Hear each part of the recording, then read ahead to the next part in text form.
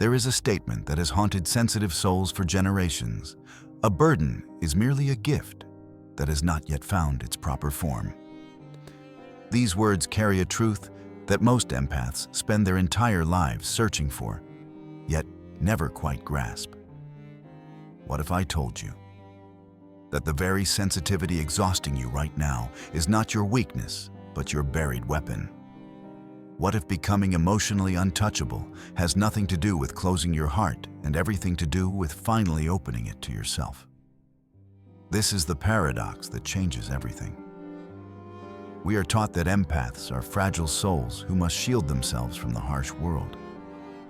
We are told to protect our energy, set boundaries, avoid negative people, and create elaborate rituals to keep others' emotions from drowning us. But here is the uncomfortable truth. Every single one of these approaches confirms an unconscious belief that you are powerless against the emotional world. And what you confirm, you become. The exhaustion you feel is not because you sense too much. It is because you identify with everything you sense. There is a profound difference between feeling another person's emotion and believing that emotion is yours to carry. One is empathy. The other is bondage. Think about your daily reality for a moment. You walk into a room and instantly feel the weight of unspoken tension pressing against your chest. Your partner comes home irritated, and within minutes, your entire nervous system has shifted to match theirs. A coworker sits next to you radiating anxiety, and suddenly you are drowning in worry that has nothing to do with your life. At family gatherings, you become the unofficial therapist, the emotional container, the one who absorbs everyone's unprocessed pain so the room can breathe easier. You have spent so long being the emotional weather station for everyone around you that you have forgotten what your own climate feels like. And late at night, when the world finally quiets down, a question haunts you. Why am I drowning in emotions that are not even mine? This is where your journey begins. Not with another protection technique or boundary-setting workshop, but with a descent into a truth that will fundamentally alter how you experience your sensitivity. The path to becoming an emotionally untouchable empath does not lie in building higher walls. It lies in discovering the depths within yourself, where no storm can reach you. Before we dive deeper, if this resonates with your soul's journey, please hit that like button and share for more transformational content. Your support helps this message reach other souls who need to hear it. Everything you have been taught about empathy is a beautiful lie. I understand how confronting that statement feels. You have built your entire identity around being the sensitive one, the person who cares deeply, who feels everything, who carries the emotional weight, so others do not have to. To question this identity feels like questioning your very worth. But stay with me, because what I am about to reveal will not diminish your empathy. It will liberate it. The dominant narrative tells us that empaths are inherently fragile, that we must learn to shield ourselves, protect our energy, create boundaries to keep the harsh world at bay. We are taught that our sensitivity is a vulnerability, and that emotional survival requires we either toughen up or learn elaborate protection rituals. Crystals, visualization exercises, energy-clearing cutting cords. The methods vary, but the underlying message remains the same. You are not strong enough to handle what you feel. This narrative is not just wrong. It is destructive. Here is why. Every time you try to protect yourself from others' emotions, you reinforce the belief that you are a victim of the emotional world. You confirm that external forces have power over your internal state. You teach your nervous system that you are helpless against the moods, projections, and unconscious material of everyone around you. The current approaches fail because they address symptoms rather than the root cause. Energy protection rituals create psychological dependency. You begin to believe you cannot function without your protection routine, which only deepens your sense of vulnerability. Setting boundaries through external rules rather than internal authority means your boundaries remain fragile, requiring constant maintenance and defense. Avoiding negative people becomes an endless game of emotional whack-a-mole because you cannot run from what lives inside you. And emotional shielding. It numbs you to meaning while protecting you from pain. You end up half alive, disconnected not just from others' emotions, but from your own depth. The devastating cost of these approaches is this: they keep you living at the surface level of consciousness. Always scanning, always anticipating, always bracing for the next emotional wave. You become so focused on managing external emotional weather that you never discover the place within yourself where weather does not exist. But if shielding does not work and absorbing destroys you, what is left? The answer requires us to completely reframe what it means to be an empath. Your sensitivity is not the problem. Your relationship to your sensitivity is the problem. You are not overwhelmed by the world. You are overwhelmed by how you position yourself in relation to the world. And that position can be changed. This is not about becoming less sensitive. It is about becoming more conscious. It is about understanding that when you feel flooded by another person's emotion, something far more complex is happening than simple emotional absorption. You are not a sponge soaking up external energy.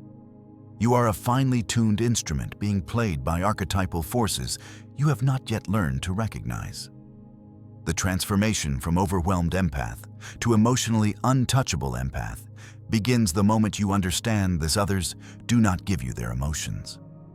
They activate what already exists within your unconscious. And once you see this clearly, everything changes. Imagine standing at the edge of an ocean. The surface is turbulent, churned by wind and weather. Waves crash violently. Foam and spray fill the air. To stand at this surface is to be constantly battered by forces beyond your control.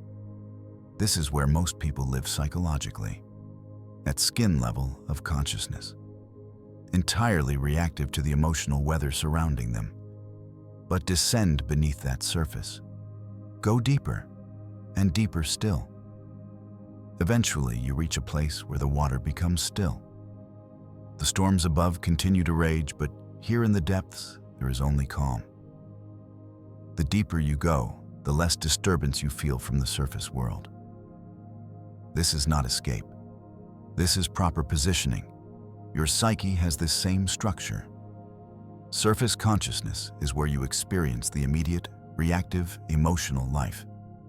It is where you feel your partner's irritation, your co-worker's anxiety, your mother's disappointment. At this level, every emotional stimulus feels like a threat because you have no distance from it. You are in the waves being tossed about. But there are depths within you, layers of consciousness that extend far below the reactive surface. Most people never discover these depths because they spend their entire lives scanning the surface, trying to predict and manage external emotional patterns. The empath's unique challenge is that the boundaries between their personal consciousness and what we might call the collective unconscious are naturally thinner than most. This is not a flaw. It is an untrained gift. Your sensitivity makes you permeable to the psychic atmosphere around you. You sense things others miss. You feel the invisible currents of emotional life. You detect what is unspoken unconscious, hidden beneath social masks. This capacity, when properly developed, becomes extraordinary perception. But without training, without understanding it, becomes overwhelming absorption. Here is the critical distinction that changes everything: emotional contagion versus resonance. When you stand near someone consumed by fear, the fear you experience is not theirs entering you like a virus. What is actually happening is far more interesting. That person's fear is activating the fear archetype within your own unconscious. They are not making you afraid. They are triggering latent fear that already exists in your psyche, bringing it from the unconscious into conscious awareness. Think of it like this: your psyche contains the full spectrum of human emotional experience. Joy, Rage, terror, peace, shame, ecstasy. All of it exists within you in potential form organized around archetypal patterns. These Jungian archetypes are the fundamental structures of the human psyche, the universal patterns that shape how we experience and express emotion. When your angry coworker walks into the room, they are not injecting you with their anger. They are activating the anger archetype within your own unconscious. Their rage resonates with the rage frequency within you, causing your internal anger to rise into awareness. This is why the same person can trigger intense emotion in you, but barely affect someone else. It is not about who has better boundaries. It is about whose unconscious is being activated. This reframe is crucial for empath transformation because it means you are never actually a victim of others' emotions.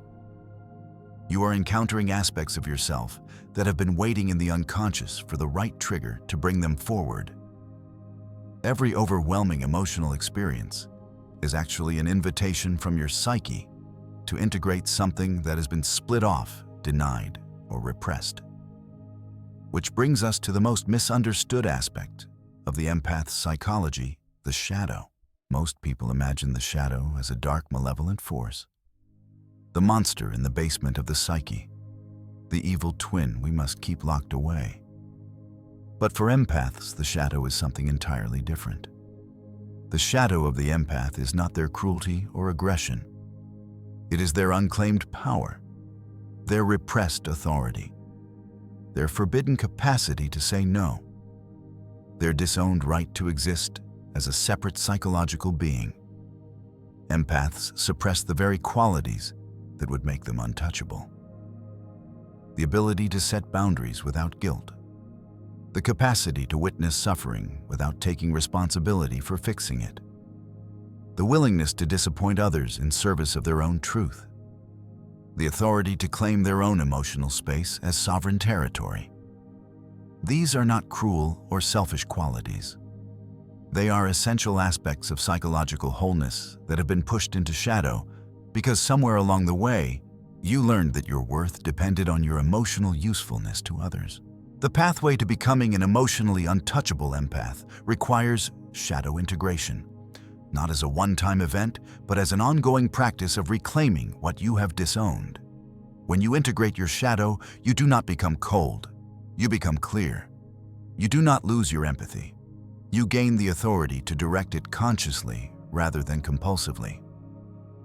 This integration often begins symbolically through dreams. A hooded figure appears in a vast cathedral, placing a heavy key into your trembling hand. The figure whispers, "Turn the key inward." This is not a dream about some external mystery you must solve.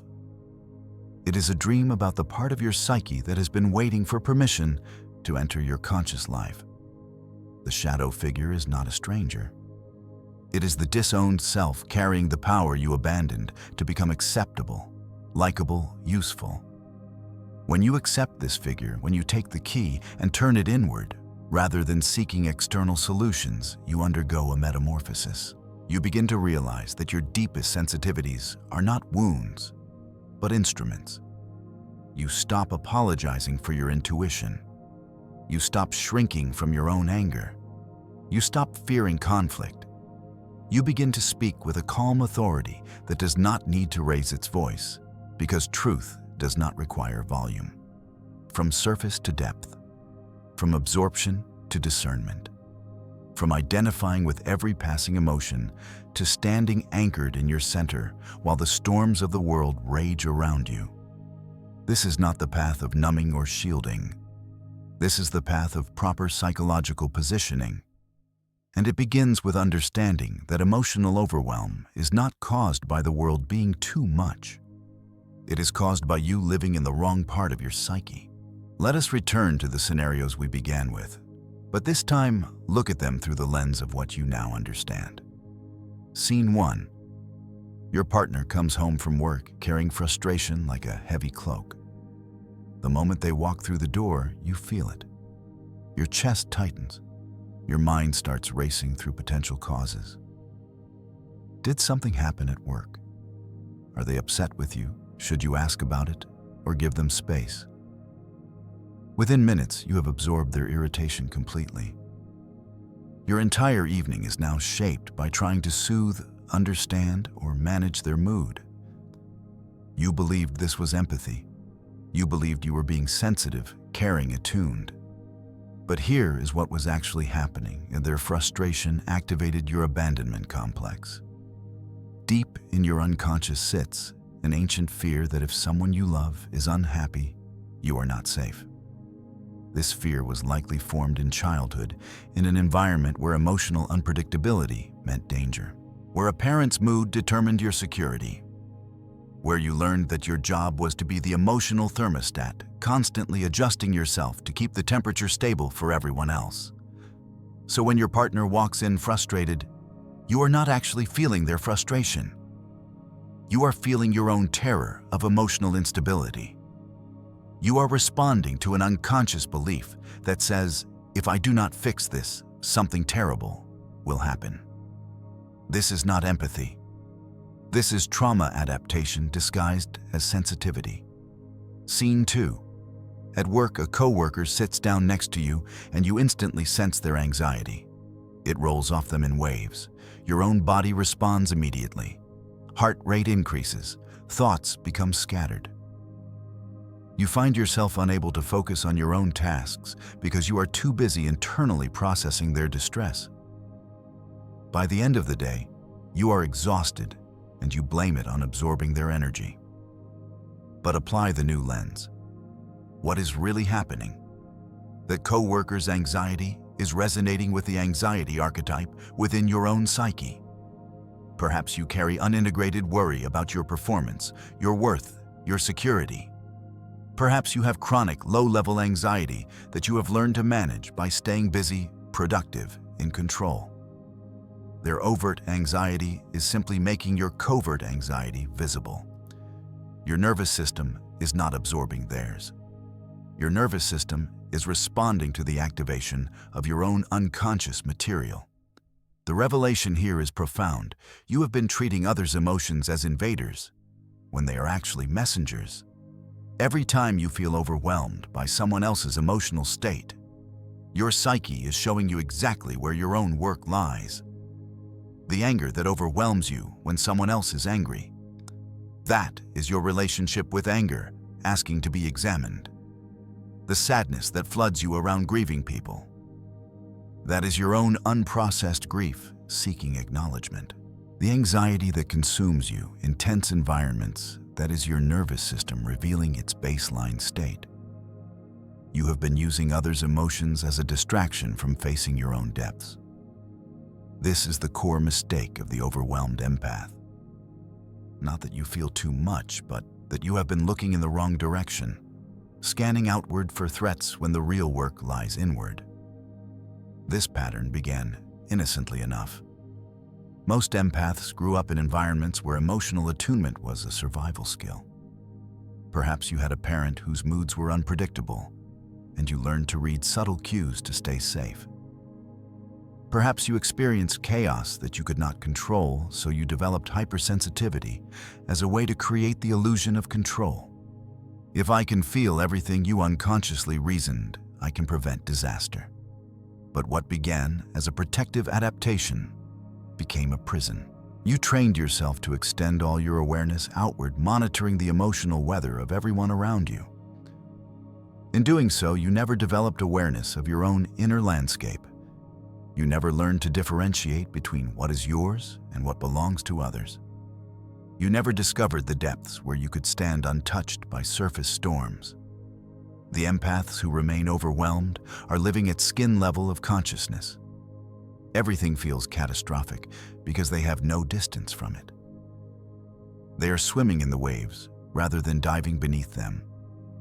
They believe their problem is that they feel too much when their actual problem is that they have not gone deep enough. This is why shielding and protection do not work. You cannot protect yourself from what is arising from within your own unconscious. You cannot set a boundary against your own shadow. The only way through is in. The only way to become untouchable is to touch what you have been avoiding, the depths of your own psyche, where all these activated emotions actually live. Every overwhelming emotion you have ever felt around another person was actually an invitation to integrate, to reclaim, to descend into your own depths and retrieve the power you left there. The moment you understand, this victim consciousness dissolves. You are no longer at the mercy of others' emotional states. You are in dialogue with your own unconscious, using every trigger as a compass pointing toward wholeness. The question now is clear. If the problem is not external but internal, if you are not absorbing others but activating your own unconscious, then how do you actually transform? How does an overwhelmed empath become emotionally untouchable? The answer lies in a process that sounds simple but requires everything.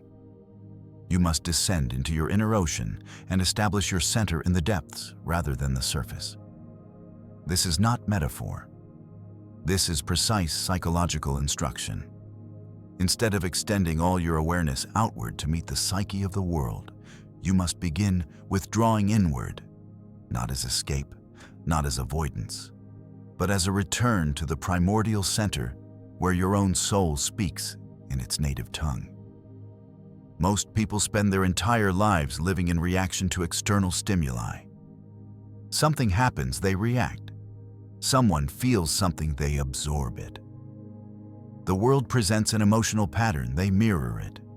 This is existence at the periphery, always responding to what comes from outside, never generating from what lives within. The rare empath who becomes untouchable has reversed this direction of consciousness. They live from the inside out rather than the outside in. Their center of gravity shifts from external validation, external emotional cues, external need to internal authority, internal knowing, internal sovereignty. This shift begins with what we might call the practice of descending. Every morning, before you check your phone, before you encounter another person's mood, before the world makes its demands on your attention, you must spend time touching your own depths. Sit in silence, not to meditate away your thoughts, but to simply be with yourself without input from the external world. Ask, what do I feel, when nothing is asking me to feel what is mine today? This practice sounds almost too simple to be effective, but it is foundational. The overwhelmed empath has trained their nervous system to be constantly vigilant for external emotional data. They have never learned to generate their own emotional baseline from within. So they wake up each day as a blank slate, waiting for the world to write on them. By establishing a practice of touching your depths first thing each morning, you begin to anchor yourself in your own center before the day's emotional weather arrives. The second essential element is shadow integration. This is where empath empowerment truly begins. Remember the dream of the hooded figure offering the key. That figure represents everything you have disowned in your quest to be acceptable, likable, useful. For most empaths, the shadow contains not darkness, but power, not cruelty, but boundaries, not coldness, but clarity. Shadow integration means having a direct conversation with what you have been running from. It means asking yourself, what quality do I judge most harshly in others? Whatever arises is likely your shadow. The person who triggers you with their selfishness, you have disowned your right to prioritize yourself. The person whose coldness bothers you, you have repressed your capacity for emotional detachment. The person whose anger frightens you, you have split off from your own rage, which is actually trying to protect you by establishing boundaries. Write a letter to your shadow. Ask it, what do you want me to know? Then let it respond through free writing, no editing, no judgment. The shadow almost always says some version of, I am not your enemy. I am the part of you that knows how to say no. I am your protector. I am your authority. I have been waiting for you to reclaim me. As you integrate these disowned aspects, something extraordinary happens. You begin to feel solid in a way you never have before. Guilt around setting boundaries dissolves. Anxiety about disappointing others fades. The compulsive need to soothe, fix, and caretake releases its grip. You realize that compassion without boundaries is not virtue. It is self-destruction. The third element is developing what we call emotional differentiation. This is the moment-to-moment practice of distinguishing between what is yours and what is resonating from another. When you feel a sudden surge of emotion in someone's presence, you pause. You do not immediately accept it as yours. You do not automatically try to fix or absorb it. Instead, you ask whose psychic material is being activated right now. This is not dissociation. This is discernment. You are learning to observe the movement of emotional energy without identifying with it. You can witness someone's pain without making it your own. You can stand in the presence of someone's anger without becoming defensive or absorbed. You develop the capacity to say internally, I see this emotion. I sense it clearly, but it is not mine to carry. This practice transforms you from a sponge into a mirror. A sponge absorbs everything, becoming heavy, saturated, eventually unable to hold anymore. But a mirror reflects without absorbing. It shows the truth of what stands before it without taking on its substance. The emotionally untouchable empath becomes this kind of mirror. They reflect truth back to others with such clarity that people feel seen, perhaps more seen than they have ever been. But the empath does not collapse under the weight of what they reflect. The fourth element is what we might call depth living. Once you have touched your own depths through daily practice, once you have begun integrating your shadow, once you have learned basic differentiation, you must learn to position your consciousness in the depths rather than the surface. This means that when emotional storms arise around you, you do not swim in them. You dive beneath them. Imagine your consciousness as a submarine. At the surface, the ocean is turbulent. Waves crash. Wind howls. A boat at the surface is tossed violently. But a submarine can descend below the turbulence. The storm continues above, but in the depths, all is still. This is not avoidance. The submarine has not left the ocean.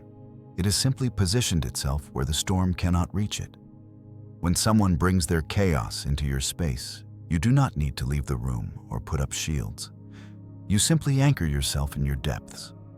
You feel the storm raging at the surface of the interaction, but your center remains undisturbed. This is the practice of depth living. It is a felt sense of being rooted in something stable, while everything around you moves. And it is only possible once you have done the inner work of shadow integration and established your own internal center through daily practice. The result of these four elements working together is something that can only be described as sovereignty.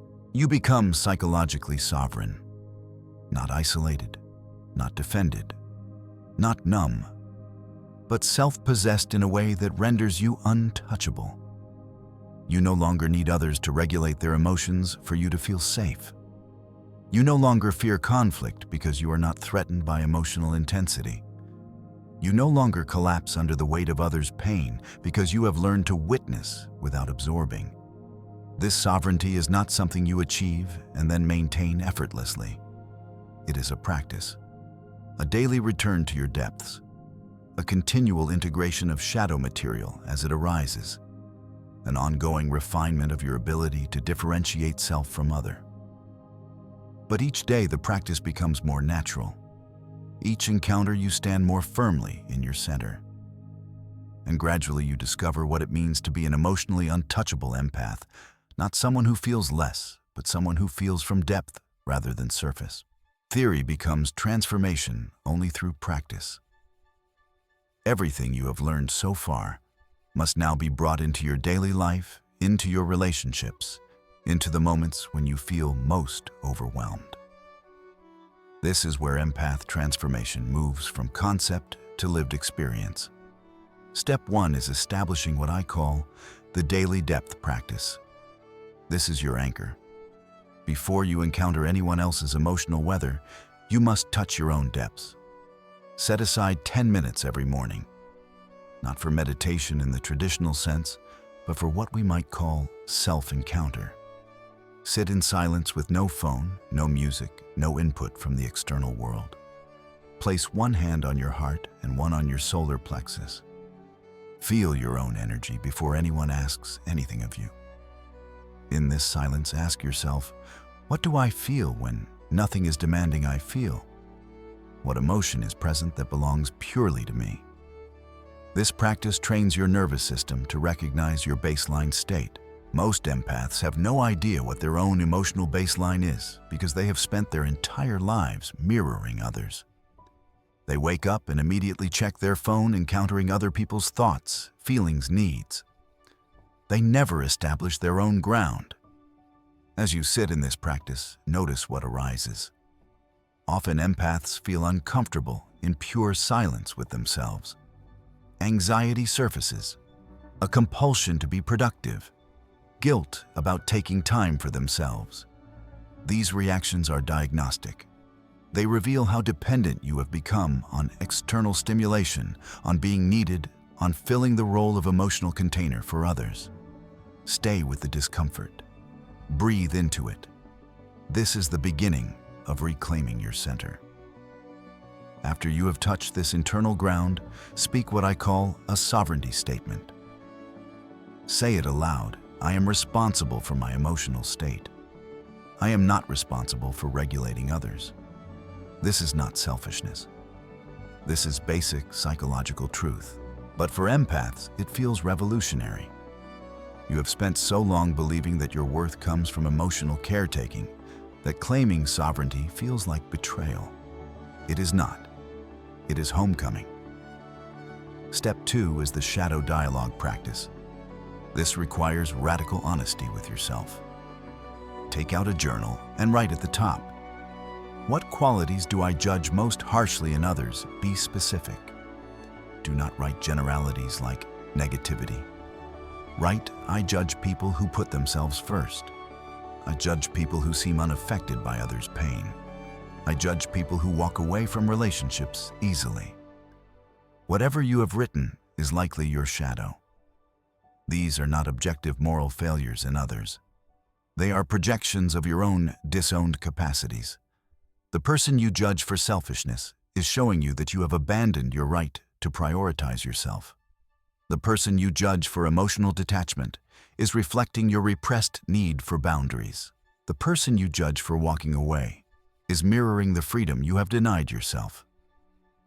Now write a letter to your shadow. Begin with, Dear Shadow, what do you want me to know? Then switch hands and let your shadow respond. Write without thinking, without editing. Let whatever comes through flow onto the page. Often the shadow's message is something like, I am your strength, not your weakness. I am the no you have been afraid to speak. I am your right to exist separately. I have been waiting for you to reclaim me. This practice of shadow integration is not a one-time event. It is ongoing. Each time you feel triggered by someone, each time intense judgment arises, return to this practice. Ask, what is this person reflecting back to me about myself? What disowned part of me is trying to surface over time? This practice dissolves the projections that have kept you in unconscious patterns. You begin to see clearly. And clarity is the foundation of becoming emotionally untouchable. Step 3 is real-time differentiation. This is where the practice meets daily life. When you are in conversation with someone and suddenly feel flooded by emotion, pause. This pause is everything. In that pause, you create space between stimulus and response. In that space, consciousness can operate. Ask yourself, did this emotion exist before this interaction? Check your body. Is this a genuine resonance with something true in me? Or is this my nervous system reacting to someone else's unconscious material?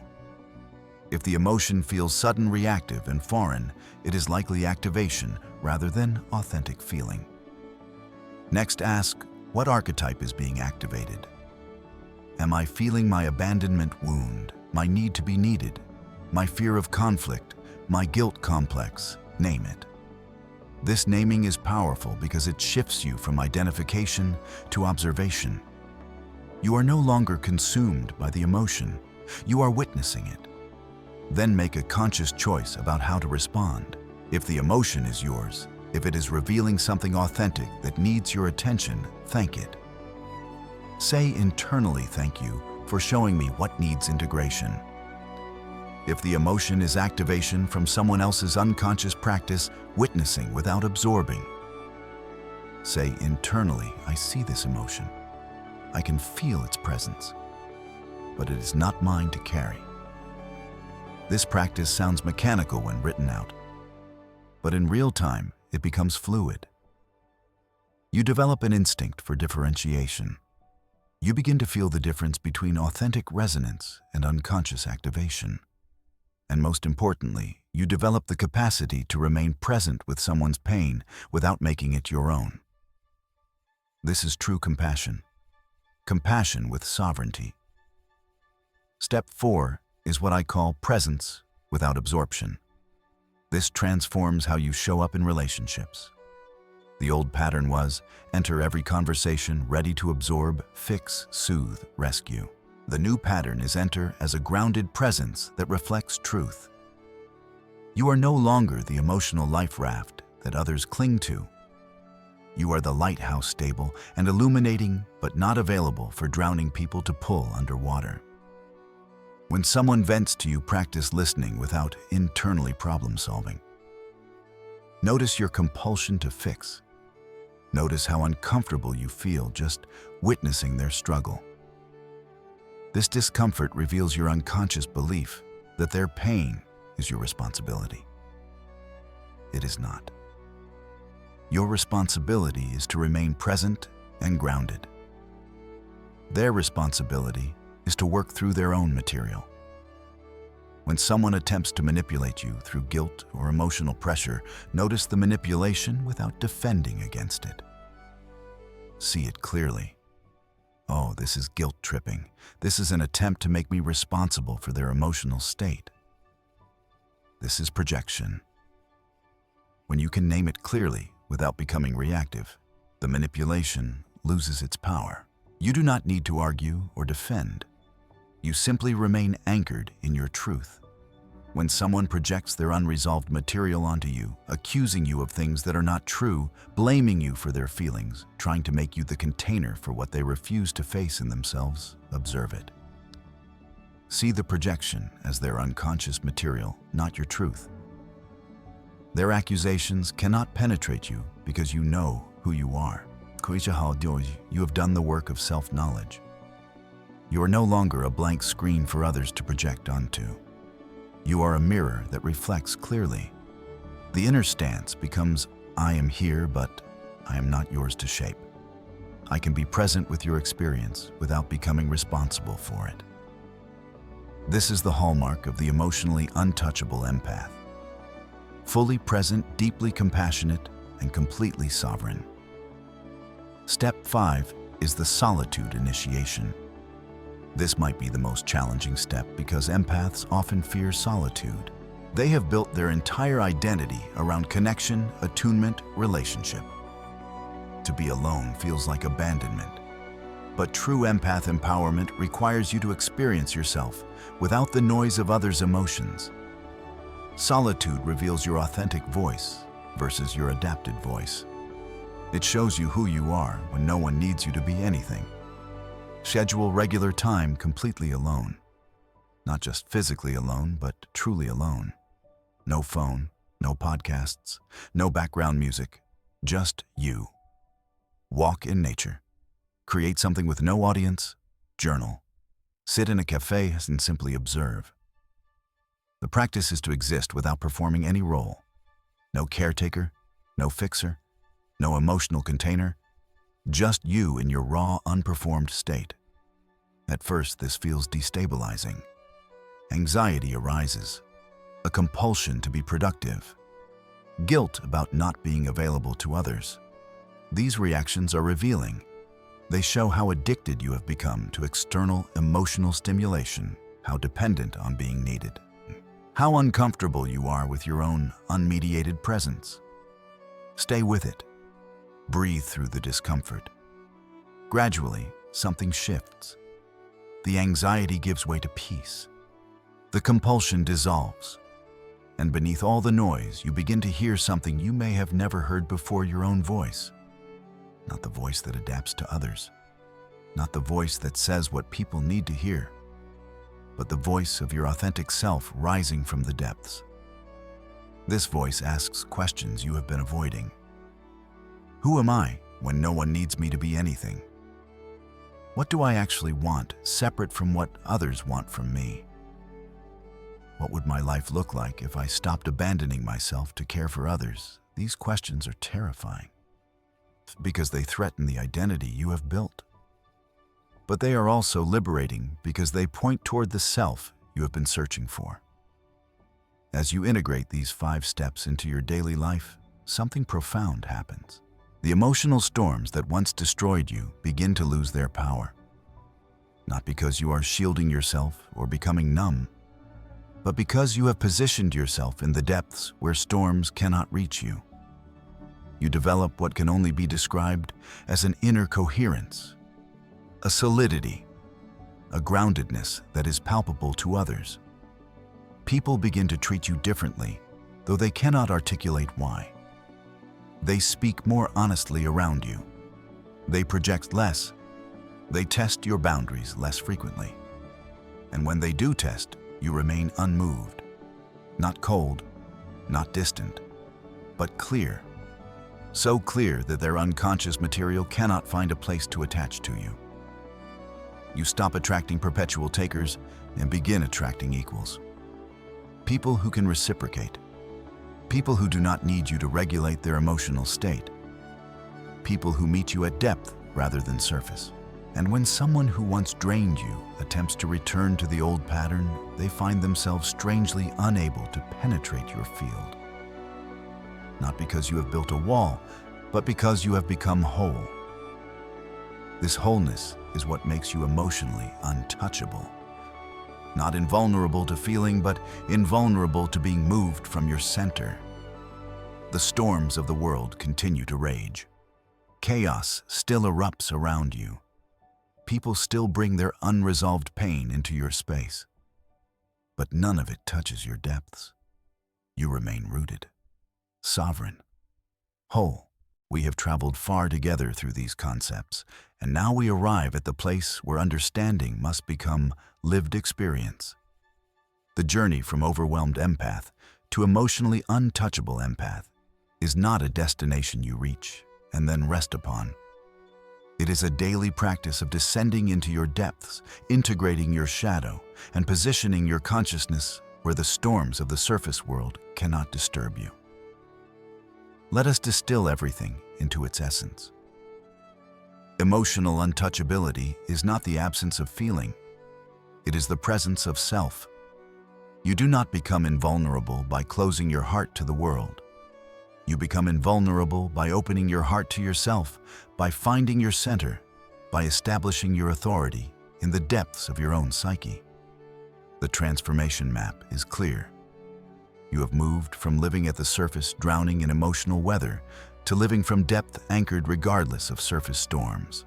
You have shifted from identifying with every feeling that arises to witnessing without merging, maintaining your sovereignty even in the presence of intense emotion. You have transformed your understanding of sensitivity from weakness that exhausts you to perception that, when properly wielded, becomes wisdom. Where once you needed shields and protection to feel safe, now you stand in integration, naturally untouchable through wholeness. This is the promise of shadow integration.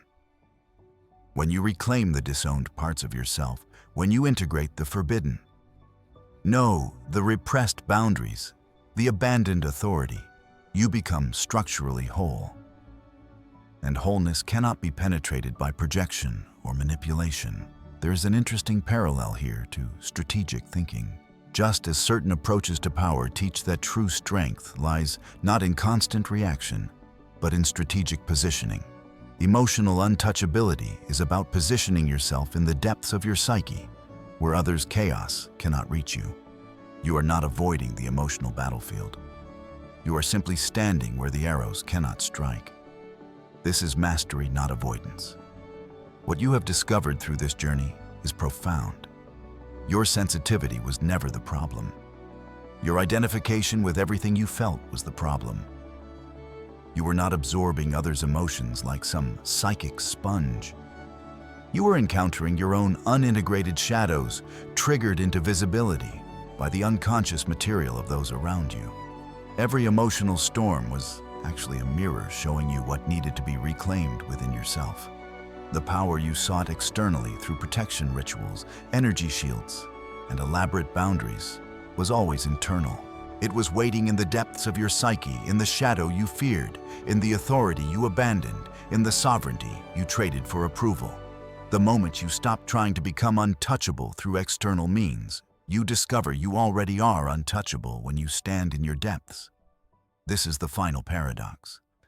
Untouchability is not a state you achieve. It is a depth you remember. It is the return to a primordial center that has always existed within you, waiting beneath the layers of conditioning, adaptation, and unconscious identification. You have not built something new. You have excavated something ancient, your own psychological sovereignty. But knowing this intellectually changes nothing. The transformation happens through practice, through the daily descent into your depths, through the ongoing integration of shadow material, through the moment-by-moment choice to witness rather than absorb, to stand in your center rather than react from the surface.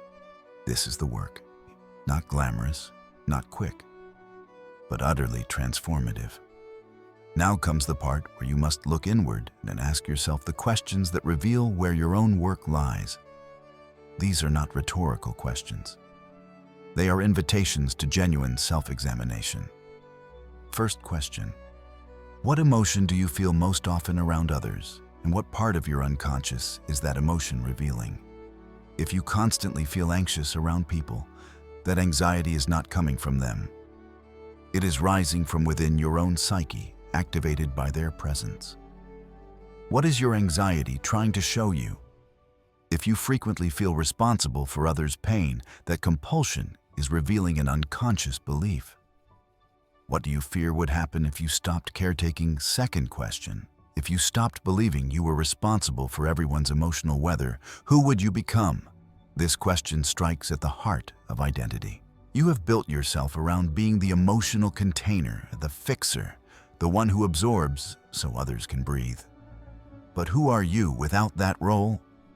What would emerge if you gave yourself permission to simply be without the weight of others' unprocessed material? Third question: what strength have you labeled as too much or too harsh that is actually your greatest power? Your anger, your ability to detach, your capacity to walk away, your willingness to prioritize yourself. Somewhere along the way, you decided these qualities were dangerous or selfish, so you pushed them into shadow. But they are not character flaws. They are the very attributes that would make you emotionally untouchable if you reclaimed them. Fourth question: what would it feel like to be completely yourself, separate, sovereign, and still deeply compassionate? Can you imagine a version of yourself that cares deeply but does not collapse? That feels everything but is not controlled by what you feel? That loves fully but is not diminished by loving? This version of you already exists in potential. The question is, are you willing to become it? Your answers to these questions will show you exactly where your work begins. Perhaps you discover that your compulsive empathy is actually a defense against facing your own unprocessed grief. Perhaps you realize that your fear of disappointing others is rooted in a childhood wound where love was conditional on your emotional usefulness. Perhaps you see clearly for the first time that your identity as an empath has been a way to avoid the terrifying work of individuation, of becoming a separate psychological being with your own distinct trajectory. Whatever you discover, meet it with compassion. The overwhelmed empath is not a failure. You are not broken. You have simply been operating from the wrong level of consciousness, living at the surface when your true power lies in the depths. And now you know. Now you have the map. Now you understand that every overwhelming emotion is actually an invitation to descend deeper into yourself and integrate what you have been avoiding. This video ends, but your journey begins now. Not as a journey away from others, but as a journey toward the only person who can save you yourself. The world will continue to bring its storms. People will continue to carry their unresolved pain. Chaos will continue to erupt around you. But you no longer have to swim in it. You can dive beneath it, establishing your center in depths where emotional weather cannot penetrate. Before you go, I want to invite you into a conversation. In the comments below, share what emotion have you been carrying that is not yours? What pattern of absorption are you ready to release? Let us create a space where empaths can finally put down what never belonged to them. Your story matters. Your struggle matters. And your transformation might be exactly what someone else needs to hear to begin their own descent into depth. If this content resonated with you, if you are ready to do the deep work of empath transformation rather than searching for quick fixes and surface solutions, subscribe to this channel. The content here is not designed to comfort you with platitudes. It is designed to confront you with the truth of who you are becoming. We explore shadow integration, Jungian archetypes, the psychological mechanisms that keep sensitive people trapped in overwhelm, and the practices that lead to genuine empath empowerment. Remember this: you are not a sponge meant to absorb the world. You are an ocean meant to contain your own depths. And from that depth, you become untouchable. Not because nothing can reach you, but because nothing can move you from yourself. The storms pass over you. The projections fall away. The manipulation dissolves. And what remains is you sovereign, clear, and whole. The rare empath who becomes emotionally untouchable has not abandoned their sensitivity. They have mastered it. They have transformed their greatest perceived weakness into their greatest actual strength. They have learned to wield their empathy consciously rather than being wielded by it compulsively. They stand as proof that sensitivity and strength are not opposites, but partners in the dance of psychological wholeness. This is your invitation. Descend into your depths. Integrate your shadow. Reclaim your authority. Position yourself where the storms cannot reach you. Not through shielding, but through wholeness. Not through protection, but through integration. Not through avoidance, but through the courageous act of finally fully meeting yourself. The key has been placed in your hand. Now turn it inward